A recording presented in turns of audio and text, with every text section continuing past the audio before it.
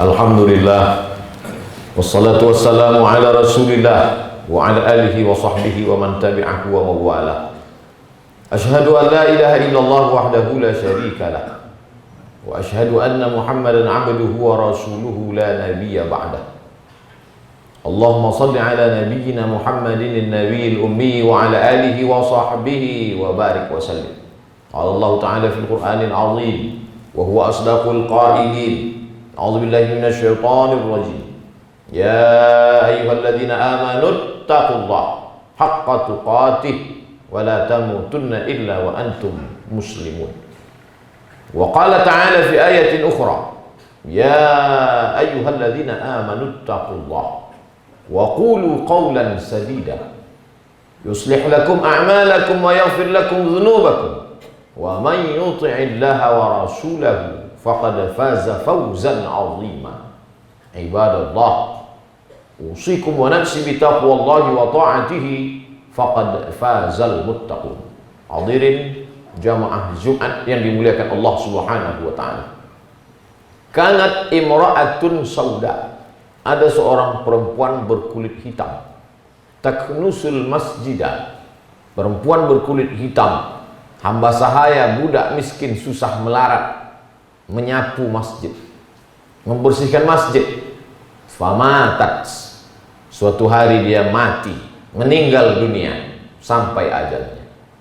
Fa'abau ayyuqizun Nabi sallallahu alaihi wasallam. Sahabat merasa segan untuk memberitahukan berita kematian perempuan itu kepada Nabi Muhammad sallallahu alaihi wasallam. Lalu kemudian Nabi mencari perempuan berkulit hitam itu.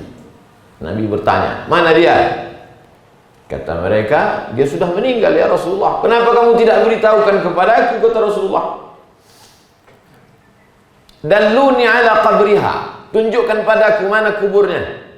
Mereka pun menunjukkan kubur perempuan itu kepada Nabi sallallahu alaihi wasallam. Lalu Nabi pun salat jenazah di atas kubur perempuan itu. Kata Nabi, inna salati nuran lahum. Kalau ada orang meninggal dunia, maka doaku, salatku itu menjadi cahaya, penerang, penolong, pemberi syafaat bagi mereka. Apa pelajaran yang bisa kita ambil dari hadis yang singkat pendek ini?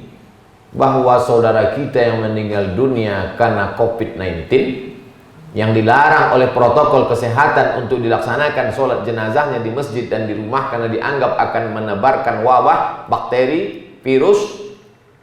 Bersedih hati keluarga, sahabat, kerabat, tetangga. Jangan, karena kita bisa melaksanakan sholat jenazahnya dari atas kubur. Hebatnya ajaran Islam. Belum terjadi virus COVID 14 abad yang lalu, tata caranya sudah diajarkan Nabi Muhammad SAW. Tapi ada hikmah lain dari hadis ini. Apa hikmahnya? Dilihat dari suku bangsa, perempuan ini bukan Quraisy, karena Quraisy kulitnya tak hitam. Dilihat dari status sosial, perempuan ini imra'atun sauda, level paling rendah adalah perempuan berkulit hitam. Pekerjaan dia pula bukan pekerjaan orang mulia, menyapu, membuang sampah. Tapi Nabi mencari dia di dunia karena amalnya mulia. Islam mengajarkan, berapa banyak orang yang kaya, hebat, Quraisy, tapi tak dicari Nabi. Malah dibenci, didoakan. Allah mal'an Bani Ra'il, Allah mal'an Usayyah, Allah mal'an Zakwan. Laknatlah Bani Ra'il, laknatlah Usayyah, laknatlah Zakwan. Kenapa? Mereka orang-orang hebat, bangsawan yang dihormati dan dimuliakan di dunia, tapi dilaknat berkat doa Nabi Muhammad sallallahu alaihi wasallam. Karena mereka memusuhi Islam. Tapi perempuan miskin, susah, budak, sahaya, berkulit hitam, rendah, dicari Nabi kuburnya, didoakan Nabi sallallahu alaihi wasallam hanya karena memuliakan masjid. Oleh sebab itu jangan berkecil hati kita menjadi orang susah miskin. Jangan berkecil hati berkulit hitam, jelek, buruk. Kita menjadi mulia, dicari oleh Nabi Muhammad SAW kalau kita memuliakan masjid sesuai kadar yang sudah ditetapkan. Inna kulla syai'in khalaqnahu biqadar. Kami memuliakan manusia itu sesuai dengan kadarnya. Kalau engkau seorang susah miskin, susah melarat, sapulah masjid. Masuk ke dalam masjid, sapu masjid, pel masjid, bersihkan masjid. Insya Allah dicari nanti di padang mahsyar oleh Nabi Muhammad SAW. Tapi kalau rezekimu lancar, bangun masjid. Menyapu masjid itu untuk orang susah. Jangan yang kaya pula nanti pergi menyapu masjid juga. Ini tak sesuai. Kalau kau kaya, bangun masjid. Man bana masjidan. Siapa yang bangun masjid, banallah mislahu baitan fil jannah. Dibangunkan Allah untuknya satu tempat dalam surga. Kalau tak terlalu kaya, agak-agak kaya, la yutraku kulluh, la yutraku kulluh. Kalau tak bisa buat semua, jangan tinggalkan semua. Tak bisa membangun semua masjid 100%. Tiang masjid, lantai masjid, keramik masjid, kubah masjid. Al-jaza' ala qadril amal. Allah akan berikan balasan sesuai dengan kadar amal. Kalau kau tak kaya, tak ada duit, tapi ada ilmu, ajak orang ke masjid. Ud'u ila sabili rabbik. Ajak orang ke jalan Tuhan. Ajak orang ke jalan Allah bil hikmah, dengan kata-kata yang santun. Wal mau'izatil hasanah. Suri tauladan yang baik. Subuh ke masjid, zuhur ke masjid, asar ke masjid, maghrib ke masjid, isya ke masjid, iktikaf ke masjid. Sehingga orang melihat anak muda, tetangga, sahabat tersentuh hati mereka, maka dekatkan diri ke masjid. Kalau kau seorang ulama, mengajar di masjid, buka kitab, khutbah, sentuh hati manusia yang jauh daripada Allah, supaya dia takut kepada Allah. Sepekan sekali khatib menyampaikan ke telinga jamaah, usikum wa nafsi bitaqwallah. Takutlah kepada Allah, faqad fazal muttaqun. Yang menang itu orang yang takut kepada Allah. Sehari semalam berapa kali kita mengajak, hayya 'alal falah. Mari menuju kemenangan. Siapa orang yang menang itu? Bukan yang kaya, karena harta akan binasa. Siapa yang menang itu? Bukan orang yang ganteng, karena wajah akan dimakan cacing tanah. Siapa yang menang itu?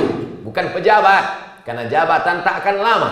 Yang menang adalah orang kaya yang takut pada Allah, orang ganteng yang takut pada Allah, orang yang pernah dititipkan jabatan takut kepada Allah. Kalau kau miskin, sapu masjid. Kalau kau orang kaya, bangun masjid. Kurang kaya, sumbang masjid. Punya ilmu, ajak orang ke masjid. Kalau kau punya jabatan, polisi, tentara, tak perlu kau berceramah, cukup dengan pakai seragam ke masjid. Itu sudah menggetarkan hati-hati mereka yang tak punya seragam. Kami yang tak berseragam ini bangga melihat kalian yang berseragam. Tuh, ada orang berseragam masih mau menggantungkan hatinya ke masjid. Sab'atun yuzilluhumullah. 7 golongan yang mendapatkan naungan yauma la dhilla illa dhilluh. Hari itu tak ada naungan kecuali naungan Allah. Siapa yang 7 itu? Satu di antaranya, rajulun qalbuhu mu'allaqun fil masajid. Orang yang hatinya tergantung di masjid. Badannya boleh di kantor Dandim, badannya boleh di Mabes, badannya boleh di kantor Polres dan Polsek, tapi hatinya tergantung di masjid. Allahu Akbar, Allahu Akbar. Dia sudah siap dengan wudunya. Hayya 'alas shalah. Datang dia melangkah ke masjid. Dia tidak ceramah, dia tidak khutbah, tapi betapa bangga orang melihat dia berada di masjid. Sesuai dengan kemampuan yang dititipkan Allah kepada kita masing-masing. Kalau kau menjadi seorang penguasa, sultan, raja, presiden, gubernur, wali kota, bupati, camat, apa yang bisa kau lakukan dengan APBN, APBD itu? Pakailah. Siapa yang menggaji imam, guru mengaji, orang yang memandikan jenazah, penggali kubur? Pernah kita perhatikan mereka? Pernah kita tanya mereka?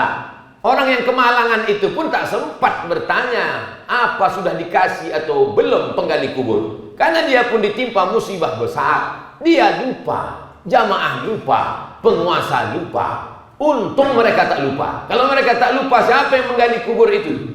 Oleh sebab itu, ketika kekuasaan dititipkan Allah di tanganmu, pakailah untuk menolong masjid dan yang berkaitan dengan masjid. Memang Nabi Muhammad SAW membangun Baitullah, rumah Allah, masjid, rumah untuk menyembah Allah.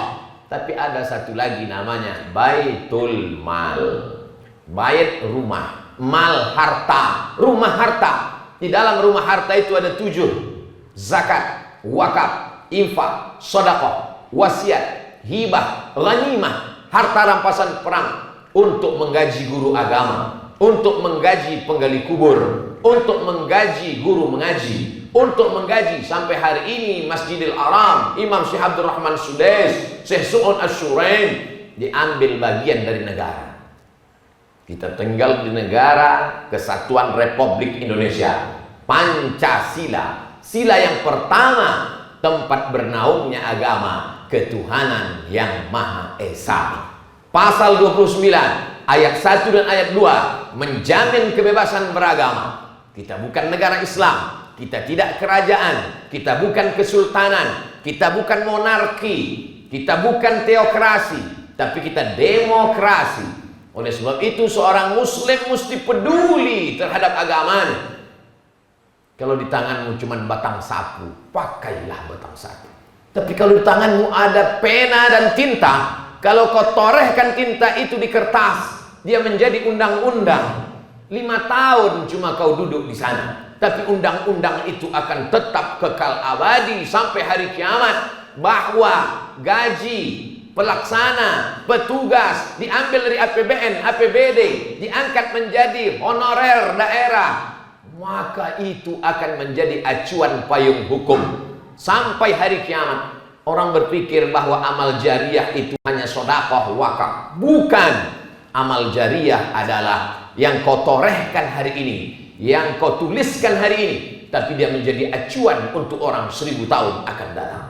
Begitu hebatnya kekuasaan, sampai-sampai Imam Ahmad bin Hanbal meninggal tahun 241 Hijrah. Kitabnya paling besar, Musnad Ahmad bin Hanbal, berkata, seandainya doamu makbul, doamu mustajab, didengar Allah, dikabulkan Allah, tapi doanya tak banyak, cuma 1 saja. Jangan kau berdoa mendapatkan istri solihah, jangan berdoa meminta anak soleh, karena doanya cuma 1. Tapi berdoalah, Allahumma rzuqna imaman adila, berikan kami pemimpin yang adil. Kenapa? Karena kalau dapat pemimpin yang adil, satu negeri akan mendapatkan keadilannya. Penggali kubur dapat hidup tenang, mencium hajar aswad, karena program-program keagamaan, bukan dengan korupsinya, bukan dengan hartanya, tapi dengan meletakkan harta itu milik umat, milik Allah, yang dititipkan pada suatu masyarakat, dipakai untuk menolong agama Allah. Intan surullah, kalau kau tolong agama Allah, yang surkum, Allah akan menolong kamu. Wa yutsabbit aqdamakum, dia akan mengokohkan kaki kamu pada saat tak ada satu kaki yang sanggup berhadapan dengan Allah Subhanahu wa ta'ala. Yaumal taffatis saqu bis-saq, hari itu betis berjumpa dengan betis. Hari ini kita duduk lutut berjumpa dengan lutut, karena kita duduk di padang mahsyar. Kita tidak duduk, kita bukan tamu yang terhormat, kita adalah hamba-hamba yang hina, membawa segala macam dosa dari ujung rambut sampai ke pelupuk mata.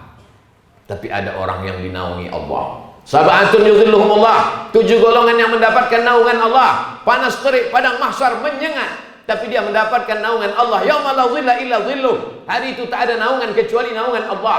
Yang pertama bukan ulama, yang pertama bukan buya, yang pertama bukan tuan guru. 7 yang dapat naungan. Yang pertama adalah al-imamul adil, pemimpin yang adil. Kekuasaan itu manis, kekuasaan itu hijau. Berlomba-lomba manusia mendapatkannya dengan cara yang batil, dengan cara riswah sogok, dengan cara menjegal kawan seiring, menggunting dalam lipatan, menikam dari belakang, musuh dalam selimut. Tapi setelah dapat, untuk buat apa? Apakah hanya untuk menutupi kejahatan, menutupi perbuatan dosa? Bukan. Islam mengajarkan, pakailah dia untuk menolong orang lemah. Apa kata Sayyidina Abu Bakar Siddiq? Al-qawiyyu fikum dha'ifun indi. Pertama kali dia dilantik menjadi khalifah, pemimpin umat Islam setelah Nabi Muhammad SAW meninggal. Ditulis pidatonya ini dengan tinta emas dalam buku yang ditulis Syekh Muhammad Hudhari Bek. Itmamul wafa fi sirati sayyidil khulafa. Al-qawiyyu fikum dha'ifun indi. Kalau ada di antara kalian ini yang kuat-kuat, lemah di mata aku, karena aku lebih kuat. Aku ambil hak orang miskin yang ada pada dirinya. Wadha'ifu fikum qawiyyun indi. Kalau ada di antara kalian ini yang lemah, rakyat jelata, tak punya apa-apa, dia aku jadikan kuat, akan aku ambil haknya yang ada di tangan orang kaya dan penguasa. Itulah guna kekuasaan. Umar bin Khattab, Utsman bin Affan, Sayyidina Ali bin Abi Thalib, dilengkapi dengan Sayyidina Al-Hasan 6 bulan lamanya, maka genaplah kekuasaan itu, kata Nabi, 40 tahun.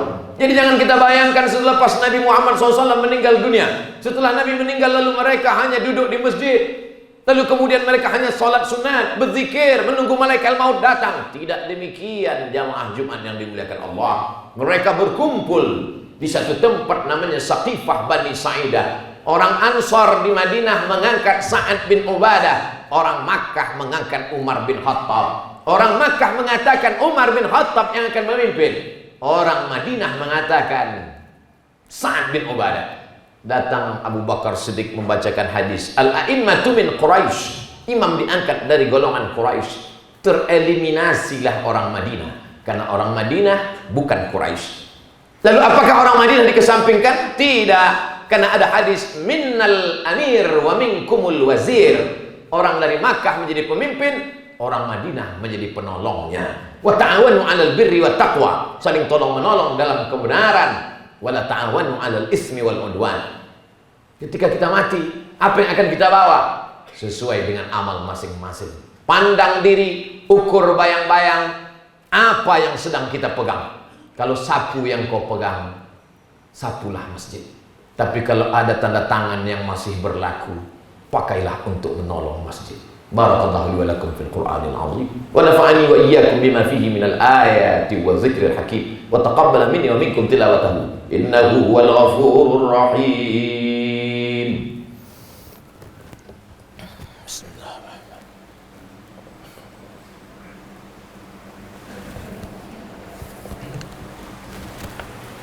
Alhamdulillahilladzi bi ni'matihi tatimmus shalihat wassalatu wassalamu ala sayyidis sadat wa ala alihi wa ashabihi ahli al-fadaili wal karamat.